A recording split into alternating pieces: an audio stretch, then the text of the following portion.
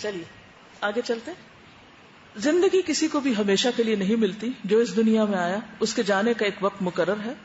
اس میں ایک لمحہ کے لیے بھی نہ تاخیر ہو سکتی ہے نہ تقدیم، نہ آگے نہ پیچھے، اسی وقت آنی ہے موت.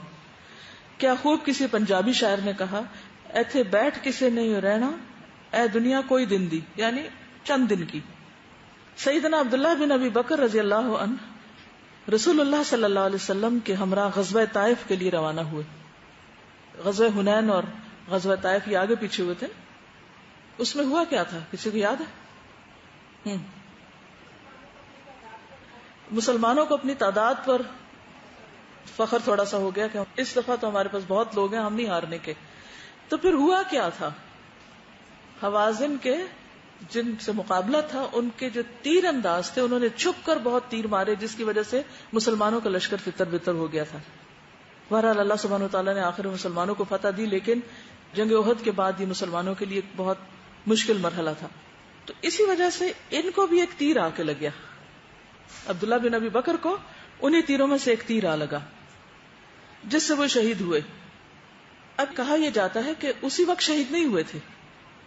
دوسری روایات سے پتہ چلتا ہے کہ تیر بہت گہرا لگا تھا اور زہریلا تیر تھا، جس کی وجہ سے ان کا زخم ہیل نہیں ہوا. اور نبی صلی اللہ علیہ وسلم کی وفات کے کچھ عرصے کے بعد ان کی وفات ہوئی تھی، لیکن چونکہ ان کو جنگ میں تیر لگا تھا اس لیے یہ شہید شمار ہوئے تھے. جب ان کے شوہر شہید ہو گئے تو اس وقت انہوں نے اپنے شوہر کی یاد میں یہ شعر کہے، رزقت بخیر الناس بعد نبیہم وبعد ابی بکر وما كان قصرا فآلیت لا تنفک عینی حزینتا علیک ولا ينفک جلدی اغبرا فللہ عینا من رآ مثلہ فتن کریما واحما فی الہیاج واصبرا اذا شرعت فیہ الاسنة خاضها الى الموت حتی یترک الرمح احمرا. بالکل بہت ہی آسان الفاظ ہیں، اگر آپ لوگ جا کے ڈکشنری میں دیکھیں اور نیچے سے ملا جلا کے ترجمہ کریں تو ایک دم عربی جاننے کا ایک سٹیپ اوپر چلے جائیں گے. چلیے انہوں نے شعر کہا، آپ ان کا معنی تو جان لیں. کہتی ہیں کہ مجھے نبی کریم صلی اللہ علیہ وسلم اور سیدنا ابو بکر کے بعد سب سے بہتر انسان کی جدائی کا صدمہ پہنچا ہے، جو کسی طرح بھی کم نہ تھا. یعنی میرا شوہر کسی خوبی میں کم نہ تھا. میں نے قسم کھا لی ہے کہ میری آنکھوں سے غم کے آنسو ختم نہ ہوں گے اور میرا جسم گرد آلود ہی رہے گا جب تک درختوں کے جھنڈ میں فاختہ گاتی رہے گی اور جب تک روشن صبح رات کو دھکیلتی رہے گی. میری آہوزاری جاری رہے گی. اللہ کی قسم کوئی آنکھ ایسی نہیں جس نے اس جیسا کوئی جوان دیکھا ہو. جب جنگ میں نیزے حرکت میں آتے ہیں تو یہ موت کی وادی میں گھس جاتا ہے، حتیٰ کہ نیزے کو سرخ حالت میں چھوڑتا ہے، یعنی قتل کر کے. بہادری کی بات کی جا رہی. بہرحال حضرت عاتقہ عدت کے دوران مسلسل روتی رہی. جب انہوں نے عدت پوری کر لی تو عمر بن خطاب رضی اللہ عنہ نے انہیں نکاح کا پیغام بھیجا. انہوں نے حضرت عمر کو بتایا کہ عبداللہ بن ابی بکر نے اسے باغ اس شرط پر دیا تھا کہ میں اس کے بعد کسی سے شادی نہ کروں. عمر بن خطاب نے فرمایا کہ تم کسی سے فتویٰ لے لو، جس چیز کو اللہ تعالیٰ نے تیرے لیے حلال کیا ہے تم اسے اپنے لیے حرام کر رہی ہو. یعنی نکاح حلال ہے، تم کیوں حرام کر رہی؟ حضرت عاتقہ نے سیدنا علی بن ابی طالب سے مسئلہ دریافت کیا. انہوں نے فرمایا کہ تم باغ عبداللہ بن ابی بکر کے خاندان کو واپس کر دو اور پھر جس سے چاہو شادی کر لو. انہوں نے علی بن ابی طالب کے دیے ہوئے فتوے پر عمل کیا اور عمر بن خطاب کے ساتھ رشتہ ازواج میں منسلک ہو گئی اور ان کے ساتھ زندگی بسر کرنے اور ان کے علم سے خوشچینی کرنے لگی. ان سے زہد کی تعلیم حاصل کی. عمر ان کی رفاقت سے بہت خوش تھے. جب وہ مسجد میں باجماعت نماز ادا کرنے کے لیے جانا چاہتی تو عمر بن خطاب سے اجازت طلب کرتی. عمر ان سے کہتے کہ میری دلی خواہش تو یہی ہے کہ تم گھر میں رہو، تم میری اس رغبت کو جانتی بھی ہو. انہوں نے کہا کہ میں آپ سے مسجد جانے کے لیے اجازت طلب کرتی رہوں گی. عمر بن خطاب نے بھی انہیں کبھی مسجد میں جانے سے نہ روکا. کیا چیز پریویل کر رہی ہے ہر جگہ پر؟ اللہ کی اطاعت، اللہ کے رسول صلی اللہ علیہ وسلم کی اطاعت، اپنی رائے اور اپنی خواہش سے اوپر. حضرت عمر کا دل نہیں چاہتا کہ وہ مسجد جائیں، لیکن روکتے کیوں نہیں؟ کہ نبی صلی اللہ علیہ وسلم نے فرمایا ہے کہ اللہ کی بندیوں کو مسجد جانے سے مت روکو. پھر اس کے بعد آپ دیکھیے کہ انہوں نے اپنے شوہر سے ایک عہد کیا اور انہوں نے باغ دے کر یہ عہد دیا کہ تم شادی نہیں کرو گی. لیکن بعد میں انہوں نے جو فتویٰ لیا تو اس عہد کو چھوڑ دیا. کس کی خاطر؟ اللہ کے حکم کی خاطر. آپ کو یاد ہے نا منت یا نظر کے باب میں کہ اگر کوئی شخص کسی ایسی چیز کی نظر مان لے جو اللہ نے حلال کی ہے مگر اس نے اپنے اوپر اس کو حرام کر لیا، جیسے نبی صلی اللہ علیہ وسلم نے ایک موقع پر شہد کو اپنے لیے حرام کیا تھا، تو اس معاملے میں دین کا حکم کیا ہے کہ انسان اس کو چھوڑ دے اور اللہ کے حکم کی طرف لوٹ آئے.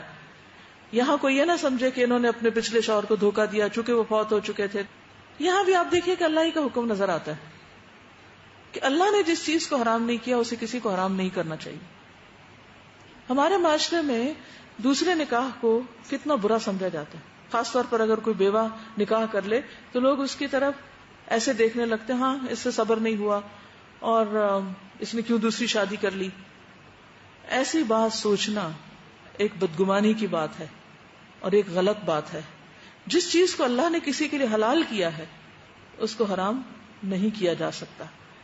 اور اس میں آپ دیکھیے کہ حضرت عمر کو کیا یہ فتویٰ نہیں معلوم ہوگا، لیکن انہوں نے خود نہیں بتایا، حضرت علی کی طرف اس کو ریفر کر دی. کیونکہ اگر حضرت عمر خود بتاتے تو وہ شاید یہ خیال آتا کہ اپنے لیے انسان ہر چیز حلال کر لیتا ہے، جس کام کو اس کا دل چاہے تو پھر وہ کہیں نہ کہیں سے دین سے جواز نکال لیتا ہے، ڈھونڈ لیتا ہے. پھر آپ دیکھیے یہ چاہتی تو کسی کو نہ بتاتی کہ میرے پاس باغ ہے. دیکھیے امانت کو آپ دیکھیے کہ کس درجے کی امانت ہے. بہت دفعہ ایسا ہوتا ہے شوہر فوت ہو جاتے ہیں، بیویوں کے پاس یا بیویوں کے نام کچھ امانت رکھ جاتے ہیں. بعض اوقات ایسا ہوتا ہے نا کہ کوئی پیسے یا کوئی پراپرٹی یا کوئی گھر صرف اس لیے بیوی کے نام کرا دیتے ہیں کہ اگر وہ اپنے نام رکھیں گے تو شاید ان کو کوئی ٹیکس کا مسئلہ ہو یا کوئی اور وجہ ہو، کوئی بھی ریزن ہو سکتی. تو عموماً لوگ کیا کرتے ہیں کہ اپنی زندگی میں کوئی اپنی بیوی کے نام لگا دیا، کوئی کسی کے، لیکن وہ وقتی طور پر ہوتا ہے یا ایک امانتاً ہوتا ہے، حقیقتاً میں نام نہیں ہوتا یا ہبہ نہیں کیا گیا ہوتا. ایسی صورت میں جب شوہر فوت ہو جائے تو کتنی بیویاں اتنی امانت دار ہوتی ہیں کہ اس امانت کو لوٹا دیں اصل وارثوں کو یا حقداروں کو. کہ ہمارے ہاں تو یہ کیا جاتا ہے اس مال کی ہرس میں جو کوئی مرنے والا چھوڑ کے گیا ہے یہ بھول جاتے ہیں کہ ہم نے بھی مرنا اور ہم نے بھی یہ چھوڑ جانا ہے. اس مال کی ہرس میں کوئی بتاتا بھی نہیں، چھپا جاتے ہیں ایسے حقائق کو. اگر کسی نے کوئی وصیت بھی کی ہو تو اس کو بھی چھپا جاتے ہیں لوگ. اس سے پتہ چلتا ہے کہ ایمان اور امانت کا کتنا قریبی تعلق ہے. لا ایمان لمن لا امانت لہ. ایسے موقع پہ کیا کرنا چاہیے خواتین کو؟ اگر شوہر نے ویسے ہی امانتاً کوئی چیز دی ہے کہ یہ رکھ لو اور اتفاق سے شوہر کی وفات ہو جاتی ہے اور اب بیوی کہتی ہے شوہر تو ہے نہیں، میں خرچہ کہاں سے پورا کروں گی، یہ جو میرے پاس ہے میرے سوا کسی کو نہیں پتا، وہ تو میں اپنے لیے رکھتی ہوں اور باقی دیکھتی ہوں کسی کو دینا یا نہیں دینا. کیا پتہ چلتا ہے؟ سمجھ آئیے کچھ؟ بہت اہم مسئلہ یہ جس کو لوگ ایسے فار گرانٹیڈ لے لیتے ہیں اور اس کے لیے تعویلیں پیش کر کے اپنے لیے حرام کو حلال کر لیتے ہیں، جواز نکال لیتے ہیں کہ شوہر ہی نے تو دیا تھا، کسی غیر نے تھوڑی دیا تھا اور یہ تو گفٹ تھا. آپ ساری دنیا کو مطمئن کر سکتے ہیں، قائل کر سکتے ہیں، لیکن جو اللہ نے آپ کے لیے حلال نہیں کیا وہ حلال نہیں ہو سکتا. اس کا تو حساب دینا ہی دینا ہوگا. پھر انسان خود سوچ لے کہ اس نے کیا راہ اختیار کرنی. آپ کو معلوم ہے کہ حضرت عمر رضی اللہ تعالیٰ عنہ خود کس قدر امانت دار تھے. حضرت عاتقہ بہت ذہین، بہت پڑھی لکھی سمجھدار خاتون تھی، شاعرہ تھی. تو ایک دفعہ بحرین سے کچھ خوشبو آئی تو حضرت عمر نے اس کو تقسیم کرنا تھا. تو کہا کہ کوئی ہے جو اس کا وزن کر کے اس کے حصے کر دے تاکہ میں بانٹ دوں مسلمانوں کے اندر. تو حضرت عاتقہ نے کہا میں یہ خدمت انجام دے سکتی ہوں. کہا نہیں تم نہیں یہ کرو گی، کہیں ایسا نہ ہو کہ تم اس میں سے کچھ خوشبو اپنی گردن پہ لگا لو اور مسلمانوں کے حق میں حق تلفی ہو جائے. وہاں بھی آپ دیکھیے تقوی کا کیا عالم ہے کہ تم نہ کرو یہ کام. قوا انفسکم واہلیکم نارا. جب ابو لؤلؤ مجوسی نے عمر بن خطاب رضی اللہ عنہ پر اپنے زہر میں بھگوئے ہوئے خنجر سے وار کیا جس سے وہ شہید ہو گئے تو سیدہ عاتقہ نے ان کی جدائی میں آنسو بہاتے ہوئے یہ اشعار کہے. کہتے ہیں کہ یہ اس وقت مسجد میں تھی، یہ خود بھی نماز پڑھ رہی تھی جب حضرت عمر پر حملہ ہوا تھا. کہتی ہیں اے نجودی بعبرۃ ونحیبی لا تملی علی الامام النجیبی. یہ یہاں پر جیم ہونا چاہیے. قل لأہل الضراء والبؤس موتوا قد سقته المنون کأس شعوبی. اے آنکھ آنسوں اور گریہ زاری کی سخاوت کر، یعنی خوب آنسو بہا. شریف امام کے غم کے اظہار میں اکتاہٹ محسوس نہ کر. جنگجو لوگوں سے کہو کہ تم مر جاؤ، موت نے اسے شعوب کا پیالہ پلا دیا ہے، یعنی ہمیشہ کے لیے زندگی مل گئی ان کو. ایک دوسرے مرثیے میں سیدہ عاتقہ نے روتے ہوئے یہ اشعار کہے: من لنفس عادها احزانها ولعین شفها طول السہد جسد لفف فی اکفانہ رحمت اللہ علی ذاک الجسد فیہ تفجیع لمولا غارم لم یدعہ اللہ یمشی بسبد. وہ کون ہے جس کے دل پر غم ٹوٹ پڑے اور اس کی آنکھ کو طویل بیداری نے چھوٹا کر دیا، یعنی رو رو کے آنکھیں سوج گئی اور چھوٹی ہو گئی. یہ مطلب وہ جسم جسے کفن میں لپیٹ دیا گیا، اللہ کی اس جسم پر رحمت ہو. اس میں تکلیف پہنچی ہے ایک مقروض غلام کو جس کے پاس اللہ نے کچھ نہ چھوڑا تاکہ وہ کنگال چلے، یعنی دنیا سے خالی ہاتھ جائے. حضرت عاتقہ نے سیدنا عمر بن خطاب کی وفات کے غم میں یہ اشعار بھی کہے: وفجعنی فیروز لا در درہ بأبید تال للکتاب منیب رؤوف علی الادنی غلیظ علی العدا آخی ثقۃ فی النائبات مجیبی متی ما یقل لا یکذب القول فعلہ سریع الی الخیرات غیر قطوبی. فیروز دلمی نے مجھے دکھ درد دیا اور ایسے شخص پر کاری وار کیا جو روشن چہرے والا تھا، قرآن کی تلاوت کرنے والا اور اللہ کی طرف رجوع کرنے والا، جو کمزور سے شفقت سے پیش آنے والا، دشمن کے خلاف سخت مصائب میں ثابت قدم رہنے والا اور بات ماننے والا تھا. جب بھی وہ کوئی بات کہتا تو اس کے قول اور فعل میں کوئی تضاد نہ ہوتا، خیرات میں جلدی کرنے والا اور ترش روئی سے پیش نہ آنے والا غیر قطوبی. اب دیکھیے کہ شوہر بیوی میں بہت دفعہ اختلاف بھی ہوتے ہیں، بہت دفعہ اونچ نیچ بھی ہو جاتی ہے، لیکن ایک دوسرے کے دنیا سے جانے کے بعد ایسی اچھی گواہیاں کتنی بڑی بات ہے. یہ ایک بیوی کی گواہی ہے نا شوہر کے حق میں. زبیر بن عوام کے ساتھ شادی، سیدہ عاتقہ نے اپنی عدت کا عرصہ سوگ میں گزارا. جب سیدنا زبیر بن عوام کو معلوم ہوا کہ حضرت عاتقہ کی عدت پوری ہو چکی ہے تو انہوں نے ان کو شادی کا پیغام دیا جسے انہوں نے منظور کر لیا، اور وہ سیدنا زبیر بن عوام کے ساتھ شادی کے رشتے میں منسلک ہو گئی. زبیر بن عوام بڑی وسیلی طبیعت والے تھے. یہ کس کے شوہر تھے، کچھ یاد ہے؟ حضرت اسماء. سیدہ عاتقہ جسمانی طور پر فربہ تھی، یعنی بھاری جسم کی تھی. زبیر بن عوام نے انہیں حکم دیا کہ مسجد نہ جایا کریں. حضرت عاتقہ نے کہا: کیا میں تمہاری غسیلی طبیعت کی وجہ سے مسجد نبوی میں جا کر نماز پڑھنا چھوڑ دوں، جو میں رسول اللہ صلی اللہ علیہ وسلم، سیدنا ابو بکر صدیق اور سیدنا عمر رضی اللہ عنہما کے پیچھے پڑتی رہی؟ حضرت زبیر نے فرمایا: اگر یہ بات ہے تو میں تجھے نہیں روکوں گا. زبیر بن عوام نماز فجر ادا کرنے کے لیے وضو کر کے جلدی جلدی گھر سے روانہ ہوئے. راستے میں ایسی جگہ چھپ گئے جہاں سے وہ حضرت عاتقہ کو جاتے ہوئے دیکھ سکتے تھے، لیکن اندھیرے کی وجہ سے حضرت عاتقہ ان کو نہیں دیکھ سکتی. بڑا گہرا اندھیرا تھا. جب حضرت عاتقہ ان کے پاس سے گزری تو انہوں نے اپنی بیوی عاتقہ کی گردن پہ ہاتھ مارا اور تیزی سے مسجد کی طرف روانہ ہو گئے، یعنی چپ کے ہاتھ مار کے مسجد چلے گئے. حضرت عاتقہ نے انا للہ و انا الیہ راجعون پڑھا اور گھر واپس آ گئی. حضرت زبیر بن عوام نماز سے فارغ ہو کر گھر واپس آئے تو بیوی سے پوچھا: آج آپ مسجد نہیں گئی؟ خیر تو ہے؟ کہنے لگی: لوگوں میں فتنہ و فساد غالب آ چکا ہے. اور انہوں نے اپنے ساتھ پیش آنے والا واقعہ بیان کیا. فرمانے لگی: میرا گھر میں نماز پڑھنا ہی میرے لیے بہتر ہے. زبیر بن عوام یہ بات سن کر خوش ہو گئے کہ چلو اچھا ہوا، ہمارے دل کی مراد پوری ہو گئی اور اس کے لیے زیادہ دشواری بھی پیش نہیں آئی. جنگ جمل میں زبیر بن عوام امیر معاویہ کی طرفداری میں شریک ہوئے، لیکن حضرت علی بن ابی طالب کے ساتھ ملاقات کے بعد وہ جنگ سے علیحدہ ہو گئے. وہ میدان میں ایک جگہ نماز ادا کر رہے تھے کہ ابن جرموز انہوں نے دیکھ لیا اور نماز ہی کی حالت میں انہیں قتل کر دیا.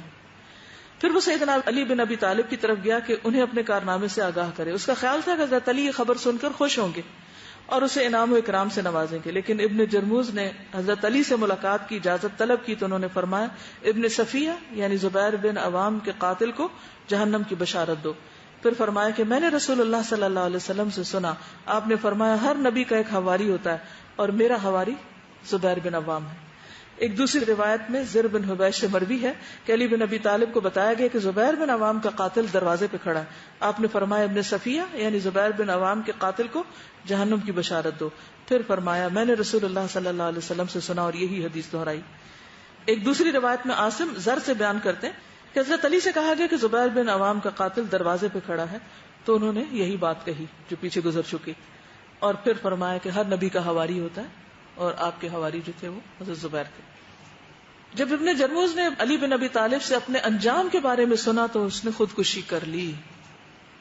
حضرت عاتکہ اپنے خامن زبیر بن عوام کے سوگ میں عدت گزارنے لگی۔ انہوں نے اپنے خامن زبیر بن عوام کے غم میں یہ اشعار کہے: غدر ابن جرموز بفارس بہمت یوم اللقاء وکان خبر معردی یا عمرو لو نبہتہ لوجدتہ لا طائشا رائش الجنان ولا الید ان الزبیر لذو بلاء صادق سمع سجیتہ کریم المشہد کم غمرۃ قد خاضها لم یثنہ عنها طرادک یبن فقع القردد فاذهب فما ظفرت یداک لمثلہ فی من مضى ممن یروح ویقتدی۔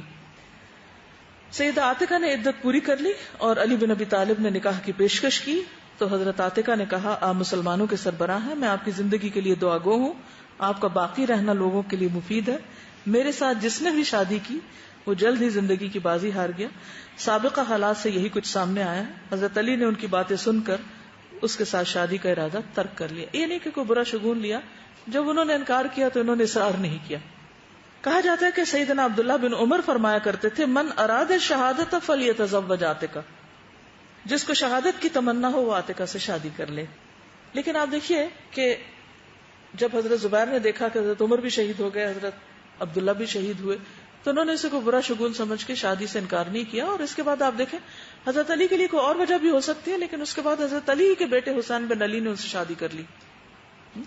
تو ہمارے ہاں اگر کوئی عورت بیوہ ہو جائے تو اس کے بارے میں عموماً کیا گمان کیا جاتا ہے، کیا سمجھا جاتا ہے؟ ہاں، اس کے ساتھ شادی سے کیوں انکار کرتے ہیں؟ منحوس سمجھا جاتا ہے، حالانکہ خوش قسمتی اور نحوست کا مالک کوئی انسان نہیں، کسی انسان سے نہیں ہے کچھ بھی۔ ان کا یہ مقولہ لوگوں میں عام ہو گیا، لیکن حضرت حسین بن علی نے اس مقولے کی کوئی پرواہ نہ کی اور انہوں نے نکاح کا پیغام دے دیا۔ اس طرح وہ سیدہ عاتکہ کے ساتھ رشتہ ازدواج میں منسلک ہو گئے۔ یہ زبان زد عام مقولہ حقیقت کا روپ دھار گیا۔ حسین بن علی میدان کربلا میں شہید کر دیے گئے۔ تاریخ نے ایسا دلخراش منظر کبھی نہ دیکھا ہوگا۔ حضرت عاتکہ نے اپنے خاوند حسین بن علی کی شہادت کا منظر اپنی آنکھوں سے دیکھا۔ انہوں نے سیدنا حسین کے غم میں یہ اشعار کہے: وا حسینا ولا نسیت حسینا اقصدته اسنۃ الاعداء غادروه بکر بلا سریعا لاستقى الغیث بعده کربلاء۔ سیدہ عاتکہ نے سیدنا حسین بن علی کے خون میں لت پت چہرے کو زمین سے اٹھا کر اپنی گود میں رکھا، سینے سے لگایا۔ جب حضرت عاتکہ نے عدت گزار لی تو شادی سے کلی طور پر کنارہ کشی اختیار کی۔ مروان بن حکم نے شادی کا پیغام بھیجا، اموی خلیفہ جو تھے، تو انہوں نے صاف انکار کر دیا، پوری زندگی کسی اور سے شادی نہ کی، یہاں تک کہ قضاء الہی سے وفات پا گئی۔ 41 ہجری میں فوت ہوئی ہیں، 41 ہجری میں۔ یہ کے بعد دیگرے 4 شہداء کی بیوی سیدہ عاتکہ بنت زید پر اللہ سبحانہ وتعالی اپنی رحمت نچھاور کرے۔ ان کی پہلی شادی عبداللہ بن ابی بکر کے ساتھ ہوئی، پھر حضرت عمر کے ساتھ، پھر زبیر بن عوام کے ساتھ، پھر حسین بن علی کے ساتھ رضی اللہ عنہ۔ ان تمام شہداء پر قیامت کے دن اللہ اپنی رحمت نچھاور کرے اور اپنے ہاں عمدہ مہمان نوازی کرے۔ انہوں نے بظاہر پرمسرت انداز میں زندگی بسر کی، لیکن حقیقت میں انہیں یک بعد دیگرے بڑے بڑے صدموں سے دوچار ہونا پڑا۔ انہیں پے در پے خامدوں کی شہادت کا صدمہ سہنا پڑا، لیکن یہ اللہ کی مشیت اور اس کا فیصلہ تھا جس کو کوئی ٹال نہیں سکتا۔ ہر کسی کے لیے اللہ کی مشیت کو رضا اور رغبت کے ساتھ تسلیم کرنا پڑتا ہے، رضا اور رغبت کے ساتھ اس کو قبول کرنا پڑتا ہے ایسے فیصلوں کو، اس کے بغیر کوئی چارہ نہیں۔ اس کائنات میں صرف اس کا امر اور نہیں کار فرما ہوتا ہے، اس کے حکم کو کوئی تبدیل کرنے والا نہیں، وہ حاکم ہے، اس کے حکم کا کوئی تعاقب کرنے والا نہیں۔ اللہ تعالیٰ اپنی کتاب میں یہ ارشاد فرماتے ہیں: وَمَا تَشَاءُونَ إِلَّا أَن يَشَاءَ اللَّهُ رَبُّ الْعَالَمِينَ۔ اور اللہ رب العالمین کے چاہے بغیر تم کچھ بھی نہیں چاہ سکتے۔ کائنات میں اللہ ہی کا حکم چلتا ہے، ساری مخلوق کی پیشانیاں اسی کے ہاتھ میں ہے، وہ سرے منہ بھی اللہ کے حکم کے خلاف نہیں چل سکتے، حکم اللہ ہی کا چلے گا۔ مخلوق علیم اور حکیم اللہ رب العزت کے حکم کو تسلیم کرنے کی پابند ہے۔ اللہ پاک ہے، وہ عظیم ترین معبود حقیقی ہے اور وہی بڑا معزز تدبیر کرنے والا ہے۔ اللہ تعالیٰ ان پر اپنی رحمت فرمائے۔ اب آپ کچھ کہنا چاہے کہ اس سے ہماری عملی زندگی اور معاشرتی زندگی میں اصلاح کے کون سے نقطے ہیں؟ السلام علیکم.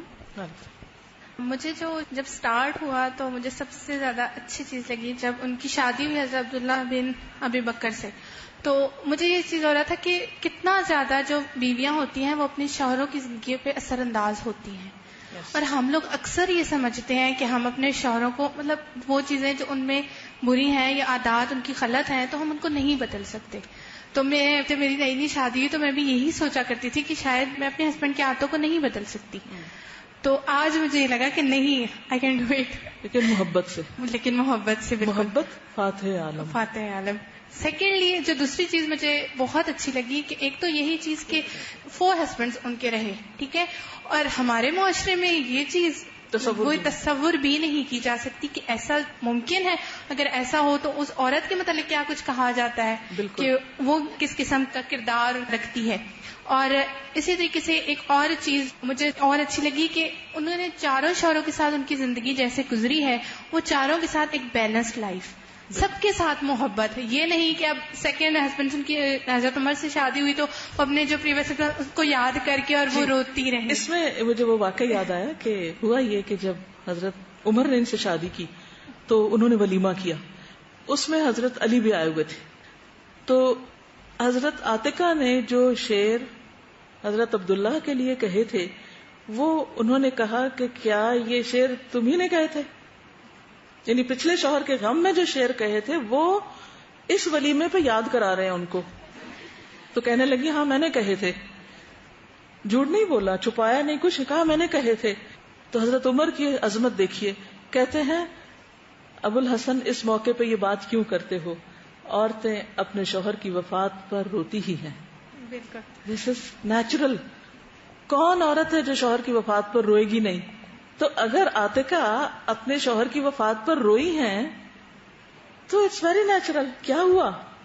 کیا آج کوئی شوہر یہ بات برداشت کرے گا کہ لو اب ولیمہ میں کر رہا ہوں, بیوی میری ہے, اور اس موقع پر تم نے یہ شعر کہے تو کہے کیوں, اور اگر کہے تو کیوں کہا کہ میں نے کہے. سچ نہ بولتے نہ بولنے دیتے ہیں. اور حضرت عمر سے جب شادی کی تو انہوں نے 3 شرطیں پیش کی تھی کہ مجھے ماریں گے نہیں, کیونکہ حضرت عمر کا کوڑا اور وہ تلوار اور وہ ہر وقت تیار رہتی تھی نا, لیکن نرم دل بھی بہت تھے اس کے ساتھ. تو مجھے ماریں گے نہیں, مجھے مسجد جانے سے نہیں روکیں گے, اور ایک تیسری بھی انہوں نے شرط رکھی تھی. تو اس لحاظ سے بہت ذہنی طور پر الرٹ خاتون تھی کہ کس سے شادی ہو رہی ہے اور کیا مشکل ہو سکتی ہے. پھر حضرت زبیر سے جب شادی ہوئی تو اس وقت بھی ان کی کچھ شرائط تھی.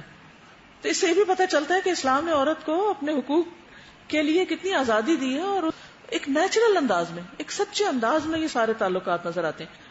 جی, اس میں ایک بات جو مجھے یہ لگی ہے کہ اس زمانے میں عرب عورتیں بہت بولڈ ہوتی تھیں. وہ اپنی شادی کے بارے میں یا اس بارے میں رائے دینے میں کوئی مشکل, حالانکہ آج کل کے دور میں پڑھی لکھی لڑکیاں بھی شادی کے وقت ان کو نہ تو بولنے دیا جاتا ہے اور نہ ہی ان کی رائے کو اتنی اہمیت دی جاتی ہے. بالکل. اور اس میں آپ دیکھیے کہ دور جاہلیت کو ہم بہت برا بھلا بنا کے پیش کرتے ہیں. ٹھیک, اس میں خرابیاں تھیں, لیکن ان کو ہم نے جنرلائز کر دیا. اس میں خوبیاں بھی بہت تھیں. اللہ نے ایسے تو نہیں چنا تھا ان کو اپنی آخری نبی اور کتاب ان میں بھیجا اس کام کے لیے کہ ان سے دین کا کام آئندہ لینا تھا, اور اسلام نے آ کر ان کو مزید پالش کر دیا تھا. نیکسٹ. مجھے سب سے زیادہ یہ لگا کہ حضرت عبداللہ کی اور حضرت عاتقہ کی جو انڈرسٹینڈنگ سچائی کی بنیاد پہ تھی, اور آج کل تو جھوٹ کی بنیاد کی وجہ سے سب سے زیادہ اختلافات پیدا ہوتے ہیں. کیونکہ شادی بھی جھوٹ کی بنیاد پہ ہوتی ہے, دھوکہ دیا جاتا ہے ایک دوسرے کو, ایک دوسرے کی خامیاں خوبیاں سچ نہیں بتایا جاتا. پھر ایک مصنوعی ماحول میں شادی کی جاتی ہے, سارا دکھاوے پہ زور ہوتا ہے, جو اخلاقی خوبیاں ان کی طرف کوئی توجہ نہیں دیتا, اور پھر نتیجہ کیا ہوتا ہے کہ بعد کی زندگی میں بھی ایک دوسرے کے ساتھ وہی سلوک جاری رہتا ہے. نیکسٹ. یہ بات میں نے فیل کی ہے کہ ان کی 4 ہسبینڈز کی شہادت ہوئی, لیکن انہوں نے کسی ایک کے بھی ڈیتھ پہ یا شہادت پہ یہ نہیں کہا کہ میرے ساتھ ہی یہ ہونا تھا یا اللہ تعالیٰ نے میرے لیے ہی اتنے امتحان رکھے ہوئے ہیں. بس وہی ایک غم کی جو کیفیت تھی, یعنی اللہ کے فیصلوں کو قبول کرنا اور پھر ایک کے بعد ایک زخم اور ایک کے بعد ایک دکھ اٹھاتے جانا اور اس پر کوئی واویلا نہ کرنا بہت بڑی بات ہے. نیکسٹ. ان کی لائف میں اتنے بڑے پرابلمز آئے لیکن انہوں نے اتنی خوشی سے سب کچھ قبول کیا اور اپنی لائف کو نارمل ایسے رکھا کہ جیسے کچھ بھی نہیں ہے. تو یہ کہ زندگی اللہ تعالیٰ کی مرضی ہونی چاہیے. جی, اب دیکھیے کہ غم بھی ہوتا ہے, خوشی بھی ہوتی ہے, محبت بھی ملتی ہے, نہیں بھی ملتی. کسی چیز کو طاری نہیں کر لینا چاہیے. ٹھیک ہے نا. انہوں نے کسی حادثے کو اپنے اوپر طاری نہیں کر لیا کہ اس کے بعد نارمل زندگی نہ گزاری ہو. ہم لوگ نارمل لائف سے اب نارملٹی کی طرف چل پڑتے ہیں. نیکسٹ. مجھے یہ اچھا لگا کہ کتنی عورتیں ایسے ہیں کہ جو خامند ہوتے بھی ان کی وفاداری نہیں شو کرتی, اس کی تعریف کرتی نہیں ہے. ٹھیک ہے, ڈائیورسز بھی ہوتی ہیں اسی بیس پہ ہوتی ہیں. وہ ان کی ڈیتھ بھی اگر 4 ہسبینڈ کے, ان سب کے لیے امپورٹینس نہیں دیتی شوہر کو. تو یہ بہت اہم بات ہے کہ اپنے حقوق کو ایک طرف رکھ کے ان کو اللہ کے ذمہ کر دیں. وہ اللہ دے گا ہمیں, ہمارا حق اللہ دے گا, ہمیں دوسرے کا حق دینا ہے. نیکسٹ. السلام علیکم. مجھے یہ بات اچھی لگی تھی کہ عبداللہ بن ابی بکر کو جب ان کے والد نے رجوع کا حکم دیا تو انہوں نے فوراً سے خوشی میں صدقہ کیا ہے, جبکہ ہم لوگوں کو جب کوئی خوشی ملتی ہے تو ہم لوگ صدقہ اور اللہ تعالیٰ کا شکر ادا کرنا بھول ہی جاتے ہیں. مجھے یہ بات اچھی لگی کہ حضرت عاتقہ نے کوئی پرسنل گرج نہیں رکھا, مطلب حضرت ابو بکر کی گریٹنس کو اکنالج کیا کہ وہ نبی صلی اللہ علیہ وسلم کے پاس سب سے بڑے انسان تھے. یہ نہیں سوچا کہ سسر ہوتے ہوئے ان کی وجہ سے ان کی طلاق ہوئی. Very good point. انہوں نے حضرت ابو بکر کی شان میں بھی شعر کہے.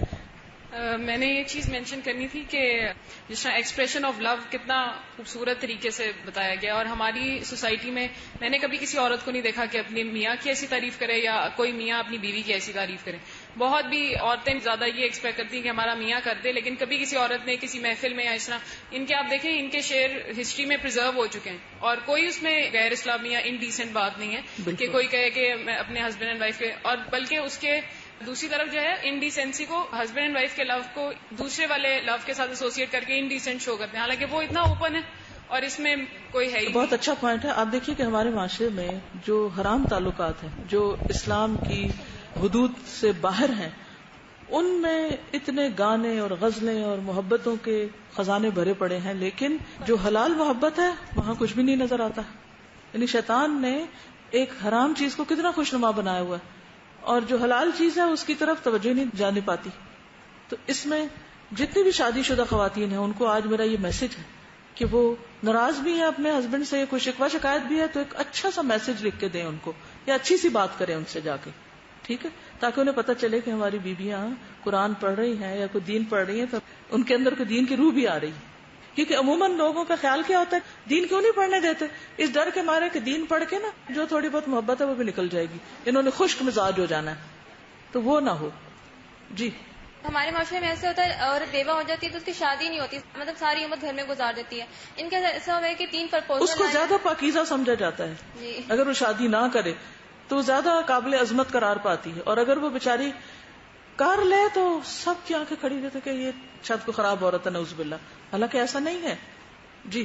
مجھے اس میں یہ کہنا تھا کہ ہم لوگوں کے معاشرے میں یہ بہت ہوتا ہے نا کہ ان کی پہلے جو ہے وہ حضرت عمر سے شادی ہوئی, پھر حضرت حسین بن علی سے, تو ایج میں کتنے چھوٹے تھے.